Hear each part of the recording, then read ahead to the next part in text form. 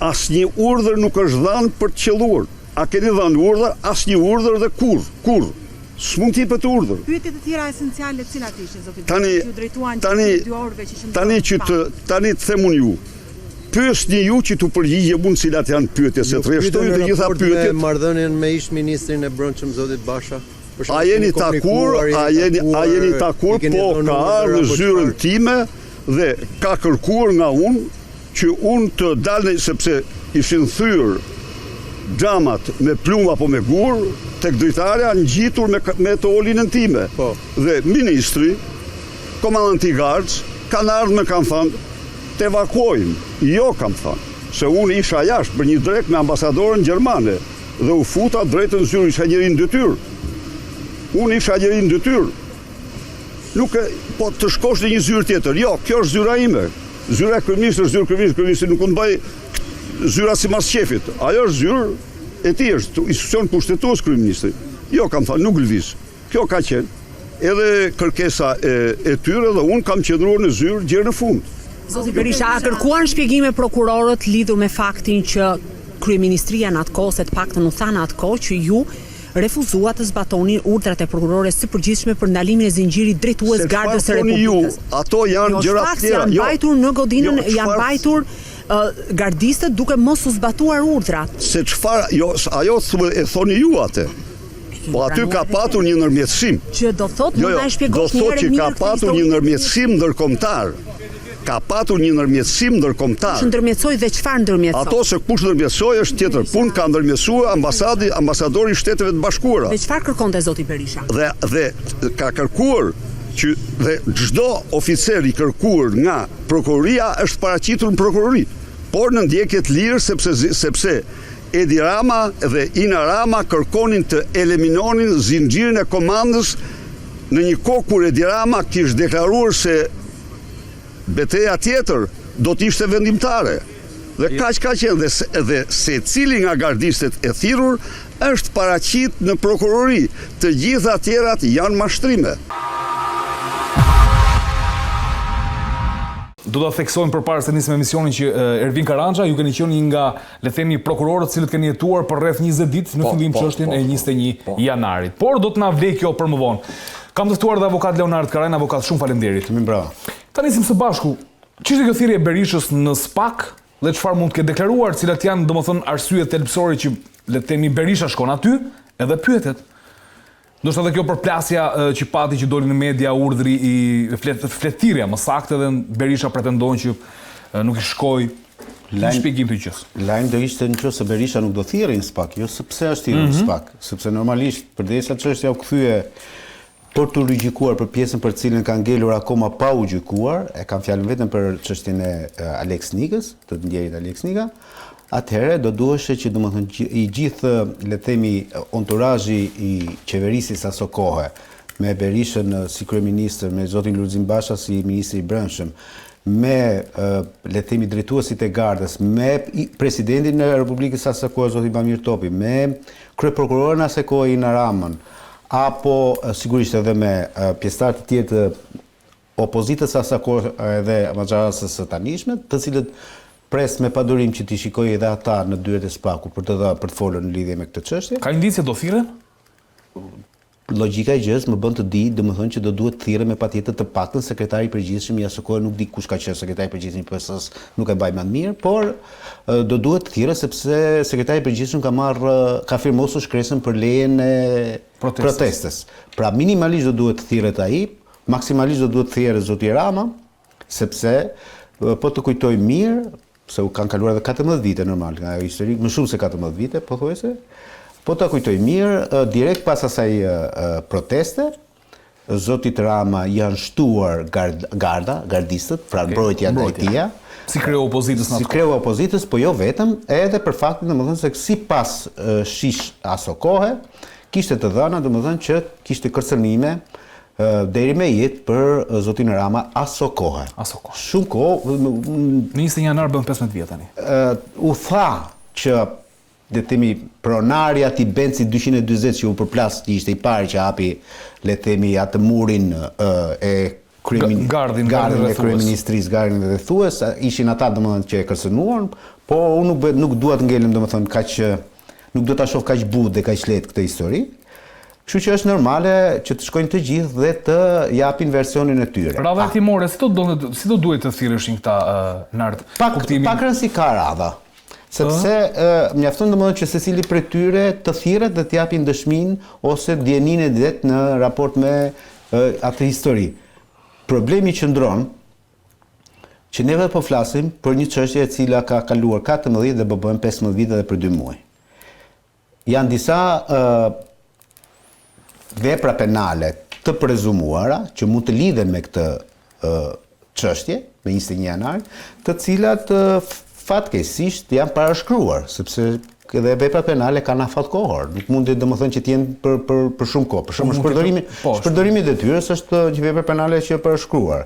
Ndikimi i palishëm është një vepër penale që është parashkruar. Në këtë çështje, nard janë 3 vepra që u mund t'i përmendesh: vrasjen në rrethana cilësuese kundër 2 ose më shumë personave ose ndaj shumë personave që ju rrezikohet jeta, shpërdorim detyrë dhe veprimin që pengojnë zbulimin e së vërtetës. Këto 3 vepra janë. Atëherë, vetëm vepra e parë qëndron. Po mund t'i faturohet për shembull Berishës dhe Bashës kjo në këtë histori pyes vrasjen në rrethana cilësuese? Jo, në rast se. Po, në rast se aty prokuroria, SPAK-u në rastin konkret do ketë ndonjë përgjim, sigurisht të faktuar këtë përgjim, se të gjithmonë jam i idesë që përgjimi është indicie, nuk është provë, të faktuar që verifikohet që Berisha si në rolin e kryeministrit apo zoti Basha në rolin e ministrit brendshëm kanë dhënë një urdhër që të qellohet ndaj protestuesve, atëherë po që mund ngrihet kjo akuzë. Po sa e bëshme është një gjë e tillë, sepse po ta marr në krahasuar me atë që ndodhi pikërisht në 21 janar. Pra, për çfarë ndodhi për 21 janar? Pse ndodhi 21 janar? Ishte bloku, ajo përgjimi 700.000 euro i prezumuar, sepse ato nuk u pan asnjëherë. Imagjino po flasim për 700.000 euro dhe asaj kohe, kurse tani po flasim për 70 milionë euro dhe prapë kemi njerëzit të pozicion. 700.000 euro kapën te tubi. Te tubi pastrusës. Te tubi pastrusës. Kështu që e kupton domethënë se për çfarë gjë është po flasim? Në rasti konkret, edhe atëherësh, pas aktit të ekspertimit që u bë, u çua dhe jashtë shtetit, sipas gjykatës tonë, mirë apo keq, ka një vetëm gjykate tani në raport me atë pjesë, u verifikua që ai përgjim nuk ishte autentik. Pra, kur nuk ishte ai që ishte me pamje filmike. E imagjino se si mund të jetë një akt ekspertimi që prezumohet që është vetëm me radiomarse apo thjesht përgjim le themi telefonik. Kështu që kjo e bën gjën akoma më të vështirë.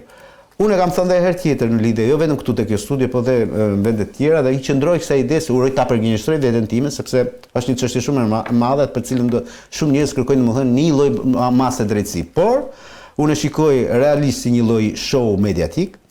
Kjo është një çështje për mendimin tim e mbyllur edhe me vendim gjykatës lartë të vitit 2017, pikërisht për shkak të tërheqjes, miopisë politike të kësaj maxhoranse, e cila nuk nga 2013 të paktën deri në 2017, po e ka pas mundësi dhe deri në ditët e sotme, nuk ka shkruar 2 gishtë letër që t'ia çonte SPAK-ut apo prokurorisë si lloj indicie për nder për opozitën, i ka bërë nder opozitës për të ka qenë një pazar i madh për mendimin tim. Unë kam thënë gjithmonë këtë pjesë. Ka qenë një pazar i madh, do të thënë heqje, po një win-win story e të dyja palëve, të cilët mos prekin njëra tjetrën, njëra palë ajo që ishte maxhorancë dhe u bë opozitë, mos kishte asnjë një lloj mos lynte asnjë gjë në këmbë, dhe ajo që u bë ishte opozitë dhe u bë maxhorancë, vetëm bënte atë kalvarin e vazhdueshëm me lot krokodilit çdo datë 21 maj me frakun e zi aty, 20 janar, me frakun e zi aty, domethënë që gënjente popullin, përshtynte metaforikisht të them mbi ato kufonga që për mendimin tim dhe familjarët e tyre që për mendimin tim domethënë është goxha ogurzes. Dhe sot e kësaj dite ato 4 familje dhe familjarët e tyre nuk kanë akoma drejtësi në kuptimin e mirëfillt të fjalës. Pse u vran?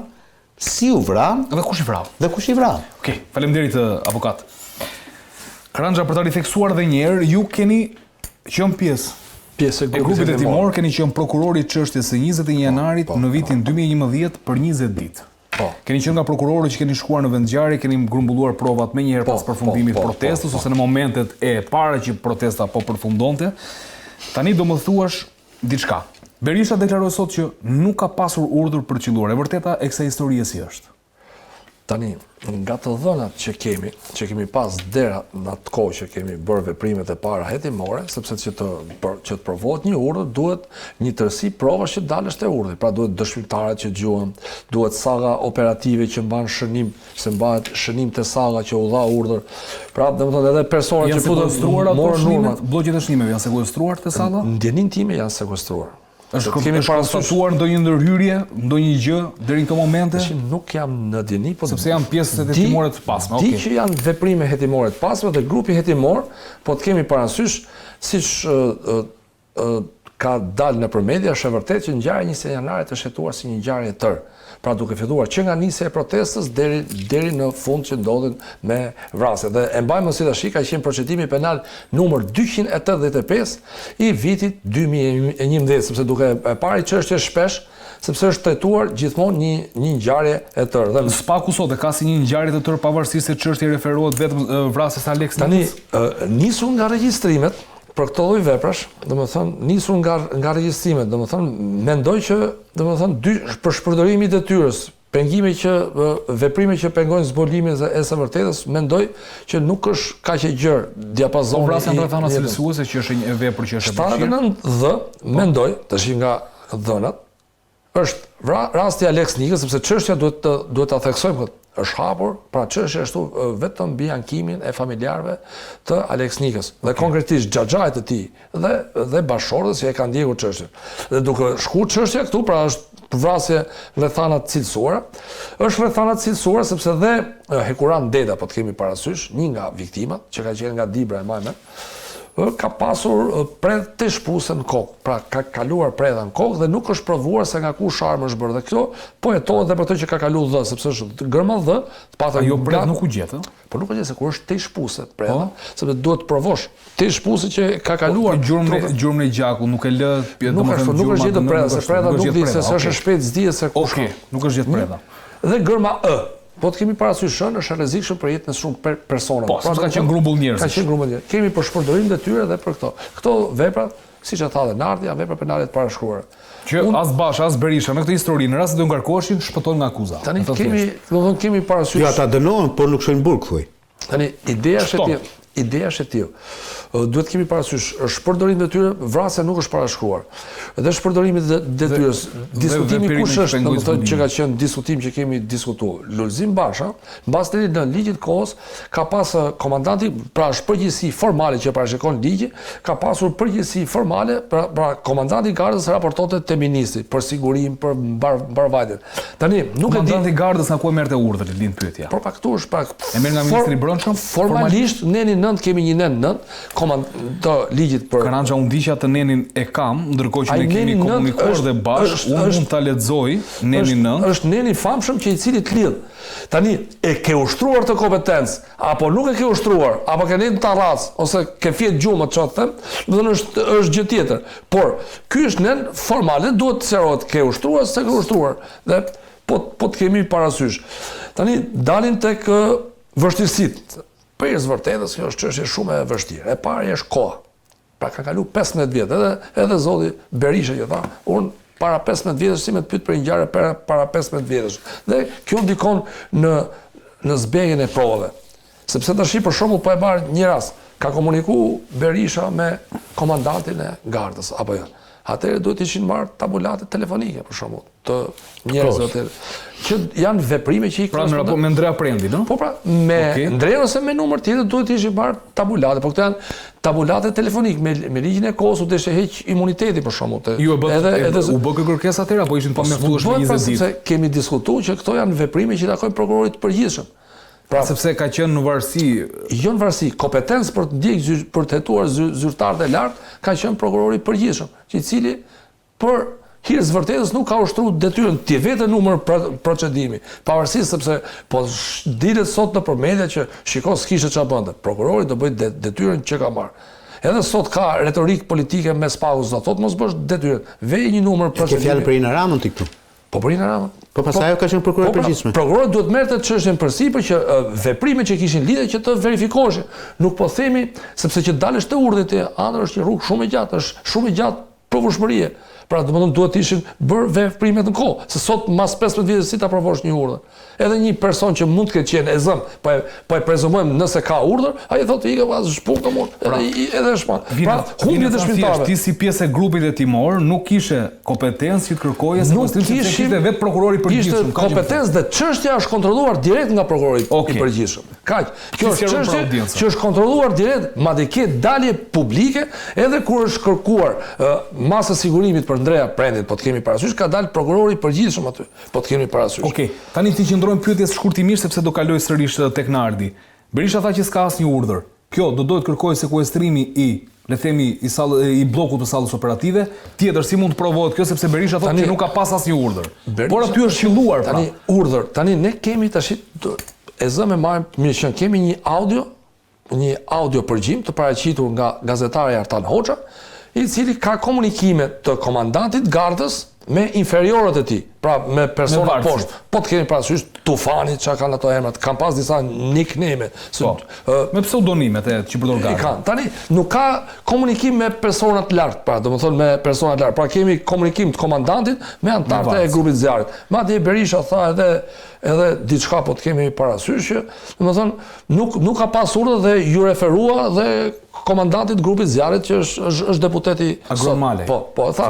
Ai ka thonë ndjenin time, tha që s'ka pas urdhër dhe i referohem atij. Okej, do rikthehem sërish dhe do ta trajtojmë këtë çështje, do trajtojmë edhe një çështje, por unë po ndalem te Nardi. Një tjetër pikë e cila u ndal Berisha, tha që për sa i përket 20 janarit urdhrave të ndalimit, ka pasur një ndërmjetësim të ambasadës amerikane. Tani, apo kërkonte ambasada amerikane në atë kohë tulej Trysnia, çfarë ishte kjo deklaratë? Si ma përkthem pakti qoftë nga pikpamja politike, qoftë nga pikpamja ligjore, nëse mund ndërhyjnë. Po politike se ligjore sigurisht domethënë që ambasada amerikane kur ndonjëherë nuk është marrë me këtë çështje në raportin ligjor. Po politik po. Kjo nuk është risi, dihet botërisht domethënë që në këto 35 vite ambasada amerikane hiq ato 3-4 vitet e para, 91, 92, 93, 94, që ka bërë edhe politik, interesi i ambasadës në Shqipëri ka qenë stabilitet.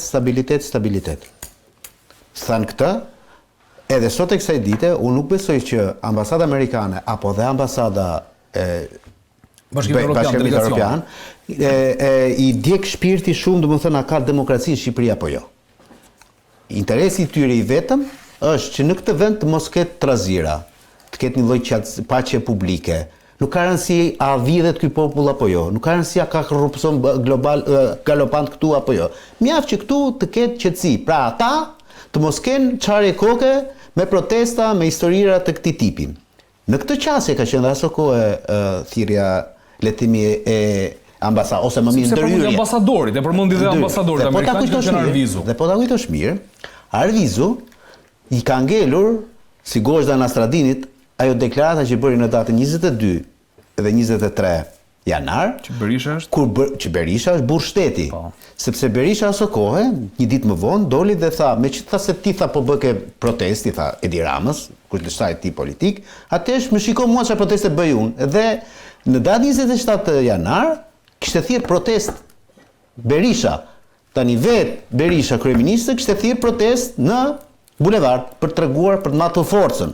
Kjo ishte ideja. Atëherë në atë moment ndërhyri ambasada amerikane, në moment ndërhyri zoti Arvizu, që tha Berisha është burr shteti në momenti kur Berisha u tërhoq nga protesta që do zhvillonte në datën 27 janar. Pra, parë në këtë lloj aspekti, aso kohë, por edhe tani, ambasadës dhe jo vetëm, i ka interesuar që këtu të ulen të gjithë gjakrat. Dhe nuk është çudi ajo që sapo the, domethënë që këtë bërë edhe një lloj pakti me Berishën, me institucionin e prokurorisë së kohë, për një lloj dorëzimi të programuar të këtyre personave të gardës, të cilët, po ta kujtosh mirë, dolën dhe në konferencë për shtyp krah për krah zoti Berisha. Ka qenë Ndreja Prendi me syrin e nxirr, ka qenë. Po pra, kjo ka qenë. Kanë qenë disa elementë që u diskutuan atë kohë. Kjo është një histori, edhe një herë po jyshtem që ta them, që mund të përbëj lajm mediatik dhe mund të na mbajë ngrehur për vite, për kohë të gjata, por që nga ana juridike është jashtëzakonisht shumë e vështirë që të prodhoj ndonjë lajm. Është historia si ta heqim vëmendjen nga dosjet e nxehta të qeverisë Rama, me nxehta ndërto ajo e zonjës Balluku, e cila, edhe pse ka një mal të madh me akuza mediatike dhe jo vetëm, sot jo vetëm që nuk është në asnjë mas sigurimi, shtrënguese, nuk do të dal nga tema, po thjesht po bëj krahasimi, por është edhe në postin e zëvendës kryeministres. Pra, imagjinoni pak se çfarë kjo më çon ke ideja që ti del ka logjika që SPAK-u përdoret nga qeveria, përdoret nga kryeministri për të gjurto vëmendjet, bën buj, a mund të jetë ky rasti domethënë që ti aludon që shkresa dolin përpara në medias siç pretendon Berisha se vajti aty? Atë unë nuk kam një fakt këtu, po analizën e bëj. Unë di të them domethënë që prokurori i SPAK-ut për 21 janarin e ka emrin Alfred Sheu. Ky prokuror derisa të ketë jetë, uroj ta ketë jetën e gjatë nga ana njerëzore, nuk do t'i shqite damka e datës 21 prill 2021, kur u vra Pirin Xhuvani në Elbasan, dhe ai doli me paftyrsinë më të madhe të mundshme përpara mediave dhe tha në makinën për të cilën u bë sherrri në Elbasan, nuk ishte materiale zgjedhore të Partisë Socialiste, nuk ishte karta identiteti, nuk ishte asnjë gjë. Dhe pikërisht për këtë ai u katapultua në SPAK. Është pikërisht ky prokuror që gjoja hetoi dosjen e Olsi Ramës. Ai nëse kjo rezulton e vërtetë, zoti ishte futur fare atje dhe nëse rezultojmë pasi ishte futur e vërtet, do duhet ishte bërë proces vetimi. Unë të thashë një titull, unë po bëj një analizë. E kuptoj. Unë nuk kam fakte për kundër, unë po bëj analizë time, si një lloj qytetare apo si një lloj analisti po duash. Është i njëjti person që gjoja hetoi çështjen e Olsi Ramës. Dhe nuk njihet se kush është ai personi i Zibrakës për Olsi Ramën. Pra, Kinse është i njëjti protagonist që hetoka edhe çështjen e 21 janarit aty. Pra, Kinse, nëse në njërin anë kemi një prokuror të këtij tipi, që ky për mendimin tim ja kalon Edvin Kondilit. Nuk kam ndoshta edhe me emra se edhe ndoshta audienca nuk i njeh se kush janë. E kam ardhur bën krahasim. Kam iden që këta janë personazhe, sidomos ky që fle me fotografinë e Edi Ramës në darkë. Ashtu si kundër, në kaun tjetër në GKK, ke Erna Gjokën që se di unë, domethënë Irene si takon të hetoj Ilir Metën, Irene si takon Erën Velie, Irene si takon Fatmir Medui, Irene si takon Sali Berisha. Nuk ka gjyqtar të tjerë aty, vetëm Irena duhet jetë. Me short është kjo?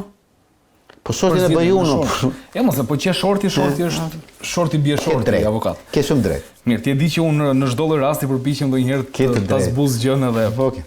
Mirë, faleminderit Nard. Karanja, çfarë mbani mend në atë kohë nga kjo ndërhyrja e diplomacisë amerikane? Ç'ishte ky ndërmjetësimi? Çfarë kuptoni me deklaratën e Berishës? Tash unë e shoh nga ana. Unë refero dhe urdhrave të ndalimit, se ishin 6 urdhra ndalimi në atë kohë që dolën nga prokuroria. Grupit hetimor duhet kemi parasysh, edhe shohim nga ana procedurale çështjen. Po. Është e vërtet në grupin hetimor, domethënë kanë marrë pjesë, domethënë siç asistojnë sot SPAK-un, kanë marrë pjesë përfaqësues të Obdatit, atëherë ka qenë një grua, me mbaj mend dhe emrin, quhet Cindy Aldrich, që ka qenë drejtuese e Obdatit, e cila ka marrë pjesë, domethënë në jo në lidhje me negociatat në rastin fjalë, po ka marrë pjesë gjatë kryesë veprimeve të ndryshme hetimore. Ka qenë tip mbikëqyrës aty. Ka qenë edhe një prokuror, mos gaboj, amerikan me emrin Mike. Mbi emrin nuk e di, domethënë, mbaj mend një me emrin Mike. Këta dy mbaj mend, se nuk është ndonjë gjë publike. Tani zbatimi i urdhave të ndalimit, sepse duhet kemi parasysh diçka, urdhat e ndalimit janë zbatuar. Nuk janë zbatuar në datë 22 janar, por janë zbatuar më mbrapa. Dhe zbatimi i tyre është bërë në Prokurinë e Tiranës. Domethënë është bërë në Prokurinë e Tiranës, është bërë zbatimi i tyre dhe më pas është proceduar nga prokurorët lirimi i tyre, domethënë, dhe ka vazhduar hetimi. Domethënë kjo është pak a shumë si është bërë, po është e vërtetë që gjatë hetimeve ka pasur edhe përfaqësues të Obdatit, të cilët këtë mbaj mend domethënë që ka shumë. Edhe hetimet kanë ecur. Më pas është bërë riformatimi i grupit hetimor, pra janë bërë këto veprime dhe duhet të saksojmë diçka për publikun. Grupi hetimor është formatuar në këtë mënyrë, po flasim për prokurorët e ÇE, sepse prokurorët e ÇE ke dhe shefa, kuptimi që siç janë quajtur atëherë se sot ka ndryshuar procedura penale, më parë kemi qenë të centralizuar. Se ka i vlerë shumë madhe, domethënë, sepse centralizimi urdhë është urdhë dhe jep edhe në telefon. Jep prokurori përgjithshëm. Jep prokurori dhe ecën në mënyrë, kurse sot ndryshon puna. Sot është prokurori zoti. Formatimi i grupit hetimor është bërë këtë formë, domethënë, është bërë prokurori Blerin Tominaj dhe prokurori Adriatik Sama janë marrë me vrasit, që kanë qenë dhe prokurorë që keni pasur seancë, kurse me protestuesët që është bërë me hetimin e protestuesëve, që është marrë prokurori Olz Dada, prokurori Bujar Hoxha dhe kam qenë dhe unë antar i grupit. Kemi qenë 3 ne dhe 2 ne. Kështu është bërë ndarja e grupit që është. Kur thua që jemi marrë me protestuesit Karanja, në çfarë kontekstin i marrë me protestuesit? Me veprimet dhe me aktet e ndryshme. Pra dhe me aktet e ndryshme jemi marrë. Aktet e dhunshme? Po aktet e dhunshme, pra marrën e protestuesve, duke filluar, domethënë me asnjë s'quhet për procedim ama. Po mirë. Janë çuar për procedim mbi 40 vjet. Po dhe këtë dënuar? Dhe janë dënuar protestues. Po ma çfarë dënuar? Ata i vun flakën Shqipërisë atë ditë. Ata janë po të kërkoj llogari tani pas 15 vjetë. Dënuar dhe po të informoj edhe diçka tjetër. Jo, s'ka problem. Se debatin e dua, prandaj. Tash gjesa kemi dalë për debat, s'duhet të bërtasim siç vërtet. Jo. Ne X që flasim pa lidhje. Nardi se kas për natyrë. Jo, po edhe e përtit më duhet që të shkundet se po su shkund. Dhe për 3 deputet të mazhorancës së asaj kohe është kërkuar heqja e imunitetit. Pra domethënë grupi jon. E kërkuat ju atëherë. Ne ja kalum prokurisë përgjithshme. Po dhe prokuria e përgjithshme. Çfarë bëri? E përcollën në kuvent të shkërkesë? E ka përcuar në kuvent 3 deputetëve është heq imuniteti. Pra që këtu ne kemi mbaruar punë me, domethënë janë dënuar mbi shumë protestues, dhe është pa tani ideja është e tillë. Po mbas një dalim pyetje, jo, këtu është pyetje se është e bukur, ja bëj pyetje Nardit. Nard po të bëj pyetje. Tani prokurori përgjithshme e di ka mirë që u hiq ka imuniteti edhe për deputetët e KNE. Pse s'ka ndjek njëjtën praktikë edhe KNE? Pra, do të kryej hetime për verifikimin e zyrtarëve të lartë. Pra, po thua për qeverinë asaj kohe, për qeverinë e zotit Berisha, deputetët e Berisha. Verifikohen, sepse ti e di, se nuk e dishe këtë. 3 deputet Partisë Socialiste kanë ikur. Dhe mos gaboj ka qenë Tom Doshi, Taulan Ba dhe Bare. Një emër Bare. Po, e mbaj mend. Besnik Bare. Besnik Bare. Dhe është pa mos ka vetë. Pra, domethënë prokuria e përgjithshme e ka ditë shumë mirë se si është procedura, se ka pasur çështjen Basha para. Pra, pse nuk janë bërë këto veprime dhe Berisha vetë kanë 15 vjeta, sepse nuk është e vërtetë që janë 13 vjet. 2021, 2026 se për një muaj për 2 muaj je aty. Për 1 muaj e gjysmë se ka kaluar domethënë.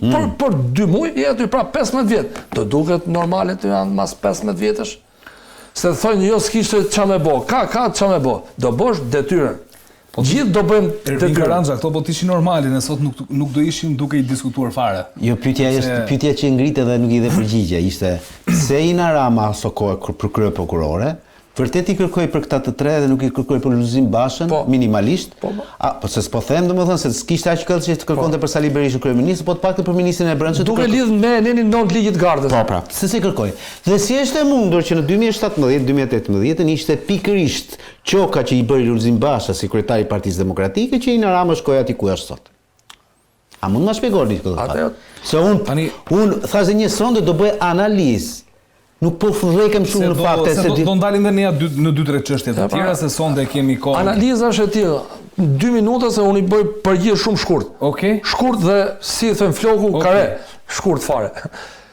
Tani i bie që gjithë ajo retorikë politike, gjithë ajo zhurmë ka qenë stui në gotë, ka qenë mashtrim. Pra opinioni publik Partia Demokratike është konflikt, ndërkohë që i ka bën njerëz se lidhet me çështjen Durrës Kullës dhe me çështje tjera. Ka dhe shumë çështje tjera me tokat e Kavajës e tjera, janë shumë çështje që Basha? Po flasim. Okej.